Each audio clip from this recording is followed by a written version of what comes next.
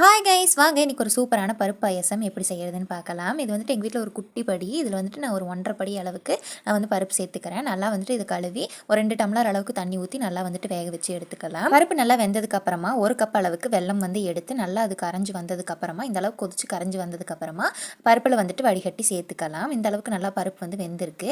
நல்லா வந்துட்டு பருப்பை மசிச்சு விட்டுட்டு இது கூடவே வந்து இந்த கரைச்சி வச்சிருக்க வெல்லத்தையும் ஆட் பண்ணிக்கோங்க. நல்லா வந்துட்டு கலந்து விட்டதுக்கு அப்புறமா நம்ம வந்து தாளிப்பு வந்து தாளித்து சேர்த்துக்கலாம். தாளிப்பு கரண்டி வச்சு அது ஹீட் ஆனதுக்கப்புறமா நெய் வந்து சேர்த்துக்கலாம். கூடவே சின்ன சின்னதாக கட் பண்ணி வச்சுருக்க தேங்காயும் சேர்த்து நல்லா ஒரு கோல்டன் கலர் வர அளவுக்கு நல்லா ஃப்ரை பண்ணிக்கலாம். தேங்காய் வந்துட்டு ஃப்ரை ஆனதுக்கப்புறமா முந்திரி பருப்பு, திராட்சை, பாதாம் இதெல்லாம் சேர்த்து நல்லா அதுவும் பொரிஞ்சு வந்ததுக்கப்புறமா எடுத்து அந்த பருப்பில் ஊற்றிக்கலாம். வாசனைக்காக கடைசியில் வந்துட்டு ஒரு 2 ஏலக்காய் வந்து தட்டி சேர்த்துனீங்கன்னா சூப்பரான ஒரு பாயாசம் வந்து ரெடி ஆயிரும். கண்டிப்பாக வந்து ட்ரை பண்ணி பாருங்கள். ட்ரை பண்ணி பார்த்துட்டு எப்படி வந்துச்சுன்னு மறக்காமல் கமெண்ட் பாக்ஸில் கமெண்ட் பண்ணிவிட்டு நம்ம சேனல் பிடிச்சிருந்தா மறக்காமல் சப்ஸ்கிரைப் பண்ணிக்கோங்க.